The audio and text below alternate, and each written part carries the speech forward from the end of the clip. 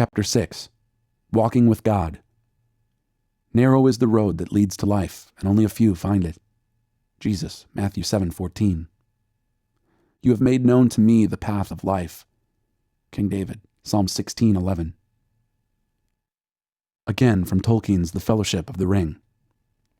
After the road had run down some way, and had left Bree Hill standing tall and brown behind, they came on a narrow track that led off towards the north. This is where we leave the open road and take to cover, said Strider. Not a shortcut, I hope, said Pippin. Our last shortcut through woods nearly ended in disaster. But you had not got me with you then, laughed Strider. My cuts, short or long, don't go wrong. He took a look up and down the road. No one was in sight, and he led the way quickly down toward the wooded valley. Strider guided them confidently among the many crossing paths. Although left to themselves, they would have soon been at a loss. He was taking a wandering course with many turns and doublings to put off any pursuit. Whether because of Strider's skill or for some other reason, they saw no sign and heard no sound of any other living thing all that day. They had not gone far on the 5th day when they had left the last straggling pools and reed beds of the marshes behind them. The land before them began steadily to rise again. Away in the distance, eastward, they could now see a line of hills. The highest of them was at the right of the line and a little separated from the others. It had a conical top, slightly flattened at the summit. That is Weathertop, said Strider. They stood for a while silent on the hilltop, near its southern edge. In that lonely place, Frodo for the first time fully realized his homelessness and danger. He wished bitterly that his fortune had left him in the quiet and beloved Shire. He stared down at the hateful road, leading back westward to his home. Suddenly, he was aware that 2 black specks were moving slowly along it, going westward. And looking again, he saw that 3 others were creeping eastward to meet them. He gave a cry and clutched Strider's arm. Look, he said, pointing downwards. At once, Strider flung himself on the ground behind the ruined circle, pulling Frodo down beside him. Merry threw himself alongside. Slowly, they crawled up to the edge of the ring again, and peered through a cleft between 2 jagged stones. The light was no longer bright, for the clear morning had faded. Neither Frodo nor Merry could make out their shapes for certain. Yet something told them that there, far below, were black riders assembling on the road beyond the foot of the hill. Yes, said Strider, whose keener sight left him in no doubt. The enemy is here. I was downstairs early one Tuesday morning in September, a cold and foggy morning, with a blanket wrapped around me as I read, trying to capture some moments with God before the whirlwind of the day swept upon me, when I came across a passage on forgiveness. Now, I think you'll know what I mean when I say it seemed to speak louder or more clearly than everything else I had been reading. I could not pass on. I tried to, but I sensed that the Spirit of God was saying, go back to that passage. Linger there. I tried to read ahead, but everything after was stale. I went back and read the passage over. There it was again, that tang, that prompt, that sense of, this is what I want you to pay attention to. The passage was warning about the dangers of an unforgiving heart, how damaging it can be. Am I an unforgiving person, Lord? Is that what you were trying to say? No, I am warning you. Remember this. You are going to need to be forgiving.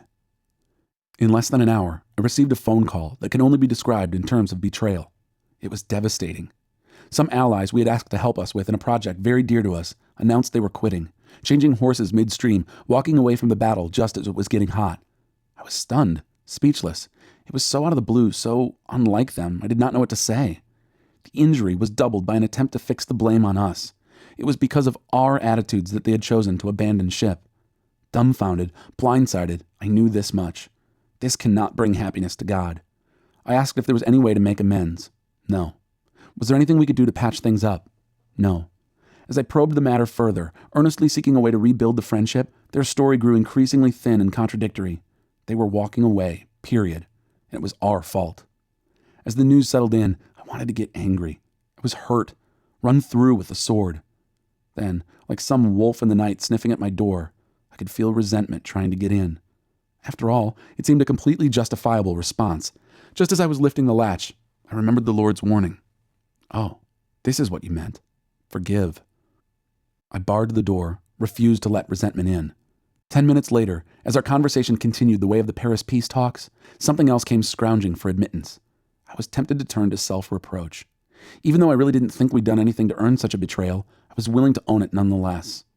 No, this is not your fault. Simply forgive them. After more than an hour, the conversation was clearly at an impasse. Their position was making me madder than ever. I wanted to go to pride. We were clearly in the right. No, do not turn to pride. Simply forgive them. I hung up the phone, exhausted.